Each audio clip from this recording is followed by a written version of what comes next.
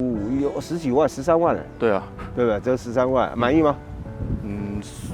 不是最低，但可以接受。看起来好像不是很满意。可以啦。好，那我问你几个问题。好，我当初碰到问题，到现在还没有处理好。到现在还没有，我上一次1年呢？是，对啊，这个不能讲吗？可以，当然可以讲，你折多少都可以讲。是，就全部都是标配的，就标准车你就直接买。那时候也是卡预算，老婆在卡预算。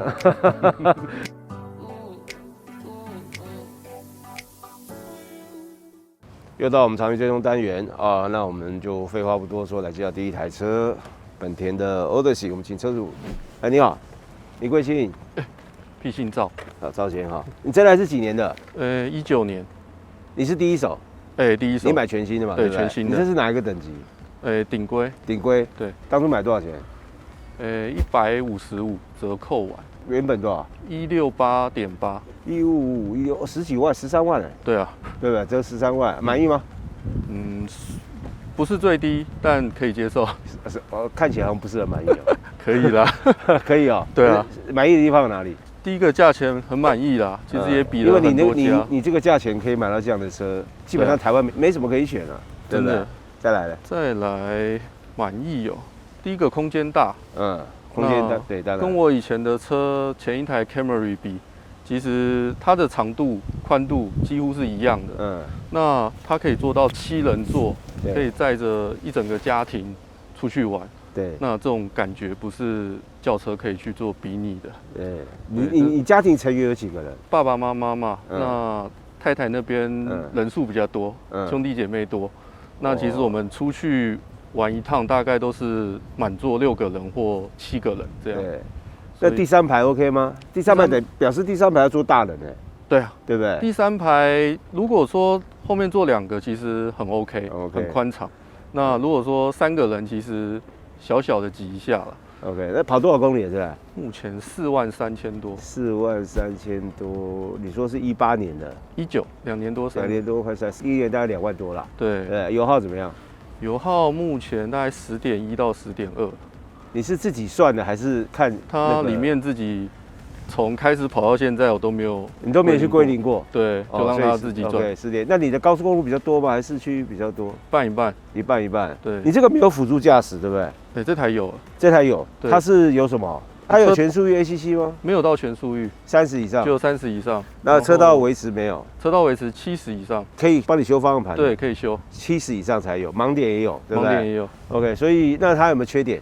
缺点哦，就可能是半套，可能塞车的时候要自己去控油门。在雪隧要是塞车的话，对，你就变成自己要自己去控油门。那你这台车有没有出保或是哪里坏掉过吗？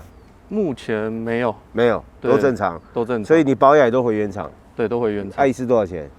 一次要看呢，因为我通常机油都自备。哦，你自备机油？对，机油都很便宜啊，大概1000块左右吧。1000块左右。对。可是如果换变速箱油那些，你换过了吗？变速箱油？刚换，1800多。也是自备变速箱油？不用。所以你自备机油，然后用它的变速箱油，1800多哦，那很便宜耶。 1800多是指变速箱油，那机油的部分再加上去。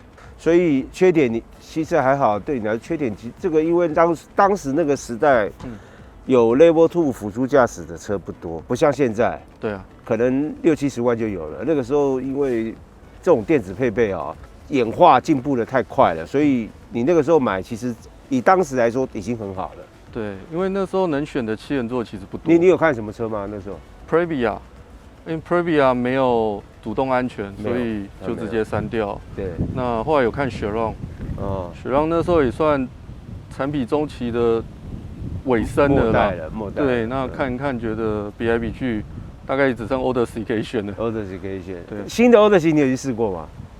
试过。你觉得怎么样？跟旧的比起来，差不多啊。你觉得差不多？对啊，只是它的里面的车机还有电尾门。其实就是让车子提升了一个质感呢。哦，你这个没有电尾门，我这没有电尾门，顶级也没有，这一代都没有，也不能选，对不对？都没有，所以新的有电尾门。你觉得最有感的是车机和电尾门？车机有 Apple CarPlay， 所以其实引擎差不多，对不对？变速箱因为都一样，然后所以说开起来感觉也差不多。这种车就这样开啊，反正你就顺顺开嘛。对啊，你也不会开快，也不是要去飙山路了，对不对？这台飙山路其实还 OK， 其实它的悬吊跟以前的车比，其实我是觉得已经算蛮稳定的啦。我自己也会去跑北宜。OK， 所以你如果满员7个人呢，第3排的舒适性他们觉得 OK， 他们觉得 OK， 觉得 OK。对哦，所以基本上它的底盘你是满意。对。因为第3排的部分，其实它坐的角度不错，就是其实我自己也有去第3排坐过，其实它坐起来是算舒服的，那只是说，其实后面会晃啊，因为它的后悬吊以上嘛，对不对？对，那其实不要开太快，其实是还好。OK， 好，谢谢你今天接受我访问，谢谢。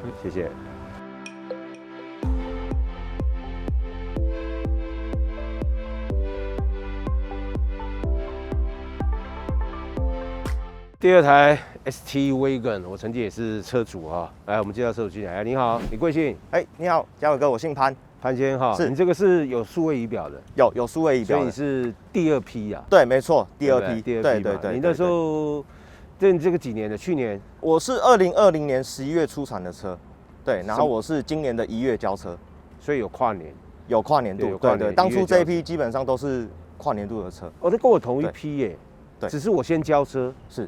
好，那我问你几个问题。好，我当初碰到问题，第一个那个数位仪表熄火再发动变英文，没错。现在还有吗？我只要回去保养，我就一定会反应。到目前为止还是没有办法解释，因为它软体更新它需要一段时间，可是到现在还没有处理好。到现在还没有，我上一次1年呢。这个好，那第2个哦，我想我碰到第2个 Keyless 有时候没办法用。没错，你也会偶尔处理好了吗？这个我是这1-2个月才遇到的，我是觉得目前来讲可能就是有时候会有点秀逗，那我目前是可以接受啦，只是说如果这真的你要变成用钥匙，对，变成是我要用钥匙，或是我应该都是副驾驶门，驾驶门我还没有遇过，我都是副驾驶门，因为有时候会帮小朋友，我忘记哪个门，对，就是有这个问题。好，除了这2，你还有遇到什么？再来就是门板的异音。驾驶座门板音跟天窗中间那一只，对，有时候在加速的过程当中，它那个速度一过就没有了。但是，在我踩油门的时候，在加速低速的时候，对，没错，低速，对，或者是说你在高速巡航的时候，你突然降速再加速的时候，它又会跑出来，但是就是那一段而已。对，那我还有一个问题，好，你那个数位仪表在切换的时候还是很慢，非常慢，还是很慢。然后还有就是音响主机。音响主机，你会不会宕机？因为我都习惯用那个 Apple CarPlay， 我只要一上车，对，只要一插，有时候插了会没反应，然后就是变成是说你要强制重开机。对，那跟我一样啊。对，大概就是这几个问题。这些到今天都还没有解决。目前来讲都还没有，但是那个 Apple CarPlay 目前我现在是上一次更新完之后，我目前都还没有遇过，大概2-3个月都还没有遇过会宕机。有更新过，有更新过，原厂更新过，有更新过，可是英文还是会跳，其他的还没更新好。对，没错，就是仪表板英文的。对，没错。你设定好中文，好不容易弄好了，熄火再上车，哇，全部归零。而且有时候我明明就是设定完中文了，可是我没有去注意它，我一低头的时候，怎么又变英文了？哦，没有熄火也会。对，就是哦，那我不会。对，就是我是要熄火才会。我也不知道是不是我有设定还是没设定，但是这个东西我目前是可以接受，就是还好，因为已经习惯了。不过安慰自己，这个车很多人还买不到。对，没错。现在还是要等车。没错，没错。这是149.8还是多少万？143.8万。143.8。对，那你买多少？我折4万5。哦，算不错哎。对，算哦，那你算很好。因为那个业代是跟我是认识蛮久的。你不是业代嘛？我不是业代。OK， 他跟你认识，所以他直接把奖金折给你。我基本上没有跟他杀价钱，他说多少就多少，我就 OK 好，我们就签约吧。那你等多久？我是11月初订车，我是1月23号的时候交车。哦，那算快了。对，算快。对。他可能有帮你插队哦。这个我就不晓，他都没有跟我讲。但我知道那天他就跟我说我车已经到了，然后就是叫我办理后续的一些事情，这样子。对，也有可能是那个经销商多领车的。有可能，我是在那个他也许10张单，他跟总公司我说我要20台，有可能是这样子，有可能，因为通常都累积起来，福特6合一起跟德国订嘛。对，那这一批来之后，20台，就他想说，反正我先订10台，另外10台一定可以卖得掉，是，就可能他卖到第18台，剩2台，有1台就是你的，有可能，有可能是这样子。对，好了，满意吗？非常满意啊。跑多少公里？目前跑了24000公里。哦，你算跑很多哎。因为我住的距离，我台北汐止，台北桃园这样子。哦，那你跟我一样，台北桃园。对。但是我有2台车互相代步这样子。对。OK， 那另外一台是什么？3.5代。3.5代 ，Focus 3.5代。所以你基本上都是买福特。对，5台了。那你5台都福特。对，5台都是房车。有买 SUV 吗？都是5门掀背的。只有这台是旅行车。所以你从第几代 Focus 买？我一开始是2代，然后后来有一台 Tiara RS。Tiara RS。对，手排，然后再来就是3代3.5代。Tiara RS 很久以前呢。对，没错。你看起来很年轻啊。也有点年纪了，36了。对。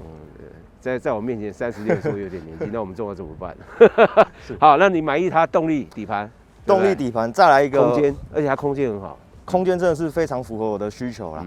对，因为本身家里2个小朋友啊，2个小朋友让我使用这台车的空间真的是绰绰有余。对啊，非常够用。你小朋友还很小。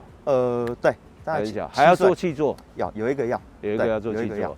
好，那除了你刚刚讲，我们刚刚聊的那些更新的缺点之外，还有没有其他的缺点？目前来讲没有。没有吧？对。那油耗怎么样？油耗应该。我那时候开油耗不是很好。基本上我选购这台车，我大概就知道它的油耗，我不会去在意这个东西，因为性能嘛。对。所以基本上它对你来说是没有缺点的。优点大于缺点的。对。这些缺点是我可以接受的。你有去参加什么俱乐部或什么？目前还没有。没有。可能是时间搭不上的关系。你这台车全部原厂？全原厂，只有换了一个那个 Piper Cross 的滤芯。哦，那个不错哎。那不错。但是开了1个礼拜后，我就觉得没感觉了。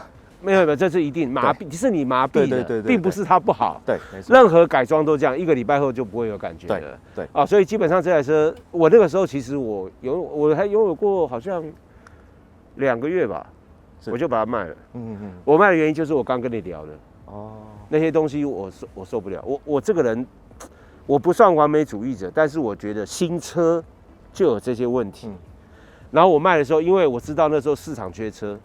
所以它非常快就可以处理掉，我可能折一点点钱，非常保值啊，就可以处理。而且我在跑1000多吧，才1000多公里而已，所以基本上它等于是9成9新。对，所以我后来就把它处理掉，因为这些小毛病，我觉得短期我今天听你讲，我才知道，1年了到现在还没有解决这些问题。但是它的优点真的非常多，对它，尤其是它的头灯，我非常喜欢它的头灯，它有多光束，而且我发现一个，虽然我已经不是车主了，但是我只要在高速公路或者是一般道路上看到这个车，我都会多注意一下。我发现有一个很奇妙的事情，通常性能车主，你在高速公路只要有的钻，他就钻，但是他不会，为什么你知道？通常很多车主上高速公路把辅助驾驶打开，辅助驾驶打开你就不能钻，不好钻，因为你会方向盘介入，对，然后刹车会介入，什么都会介入，你就干脆乖乖的跟人家后面。反而是早期一点，5年、10年左右，像那6代的 Golf GTI 啊那种车啊，那真的是高速公路只要有缝它就钻。反而这些有搭 Level 2辅助驾驶的性能车，你看像现在的8代的 Golf 已经少量交车，我看过好几次，也是一样，就乖乖的。对，上高速公路它就是乖乖的。其实有时候辅助驾驶啊，它让你带来便利，可相对的呢，也让你少了钻来钻去影响其他用路者的一个行为，所以我觉得这个是好的。反而是那个稍微大概8年、10年的性能车，那真的是在高速公路，因为我每天跟你一样，台北桃园，然后我尽量闪掉上下班时间，所以车流还很多，可是起码不会塞车的时候，你就看到那些性能车这样。好 ，OK， 好，谢谢你今天接受访问，谢谢，谢谢。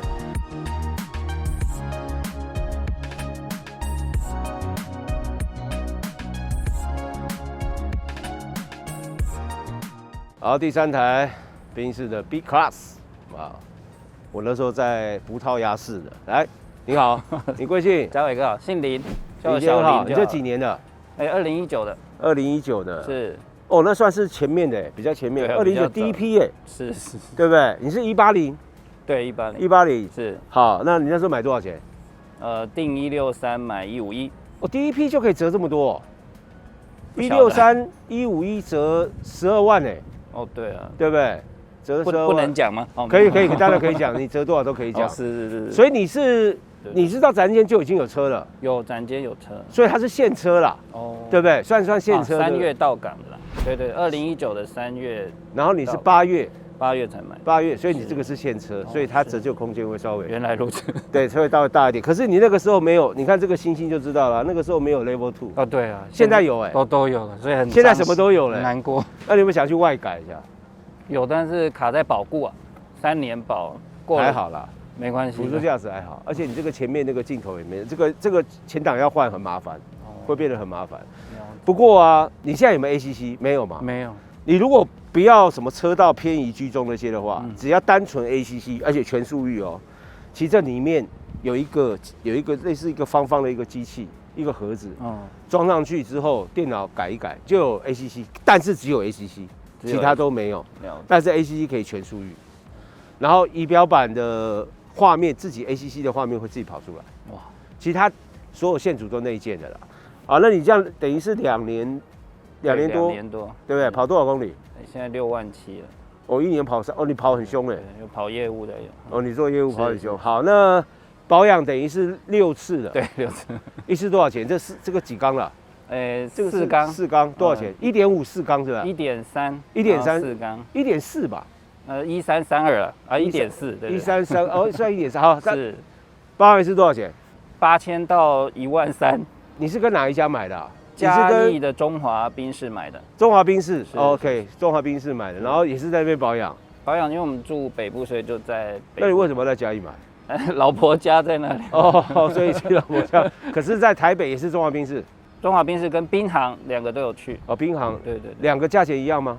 差一点点。哪一个比较便宜？要看呢。中华宾士我是第一次有遇到50周年有品半价，那时候大概5500就搞定。OK， 好。那应该是我觉得宾航可能比较不会加东西了。那你跑6万油耗好不好？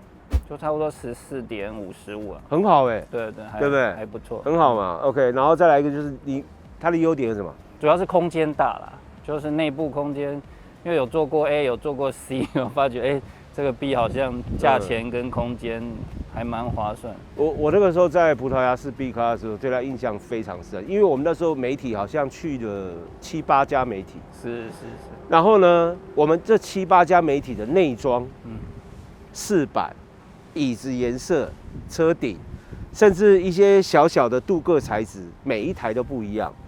在欧洲 B Class 它的内装可以选的种类非常多，可是很可惜来台湾大概剩下1/3不到。因为 B Class 它这次的内装质感变得跟上一代比，我们都跟上一代比，它变得非常好。然后我觉得它的配色会很活泼。然后那时候我就讲，我说反正基本上都是前驱，跟 A Class 比，甚至跟 CLA 比，你除非要买到性能版，是。但你为什么要去挤那个 A Class？B Class 空间会比较好，对不对？尤其是头部空间，包含了整个乘坐空间。然后其实反正内装仪表板都长得一样。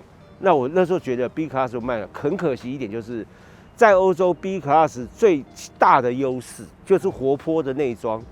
来到台湾，因为台湾人买车啊，永远黑内装。你这是不是黑的？顶棚黑，对，椅子也是黑的，也黑的嘛，对不对？台湾的买车永远黑内装。是。你知道在欧洲，如果你有机会回去看我们之前在葡萄牙试驾，你看我试的那一台，很漂亮，我有看。对啊，它那个质感，然后因为它是米色的内装啊，台湾人会觉得我们这种牛仔裤，下雨天新的牛仔裤，你一坐下去半个小时再起来，那个米色那边就2杠了，就完蛋了。所以很多人就觉得说然后再来一个就是白内装以后中古车价不好，所以变得没有人想要买。那再来是什么缺点？缺点就是小异音了。哪里有异音？大概几个，一个是安全带旁边的有点像塑胶声音，然后再来就是它的悬吊遇到就是坑洞的时候，稍微会有一个咕叽咕叽的声音。在哪边？2边都会有。我跟你讲哦，你有可能是那个橡皮掉下来了。那因为你有回去检查吗？是还没有。你这里面不是有个橡皮的衬套？是。衬套拉下来，里面可能有一个支撑的橡皮，你去请他检查一下。因为我在群组也看到车友有稍微有反应，就是下坡或者会有一个那个咕叽咕叽的声音。你回原厂请他帮你，反正你还在保固嘛。保固。回去请他帮你，顺便那个安全带那个。我觉得安全带那个，因为它安全带可以调高低嘛。是。那高低那个地方可能那个卡榫松掉或怎么样？还有吗？还有什么异音？我专门抓异音，还有什么异音？还有就是那个我的中控台里面然后跟那个眼镜盒那也都是小塑胶，但是不要去听开音乐就好了。音乐，你有选小柏林吗？没有，你这台车就是来都没有选配的东西，对，就全部都是标配的，就标准车你就直接买，因为那时候也是卡预算，老婆在卡预算。哦，基本上你对这台车，我想你应该是满意的。你以前有开过宾士，这是第一台？没有，第一台，这是第一台。以前是 Camry。OK， 好，谢谢你今天接受访问，谢谢。好，那3台车。那我们这3台车访完了，一样啊，再跟大家预告一下，就是我们除了长期追踪单元之外，我们还会做零配件。零配件单元呢是我非常感兴趣的，我希望介绍一些小零配件，就是譬如说你去逛汽车百货，在汽车百货你看上万种的商品，有很多都是你可以自己买了以后回家 DIY 的这种商品，这个是我最喜欢的。好，那一样在我们荧幕下方有报名的 email，欢迎大家踊跃报名，我们下次再见。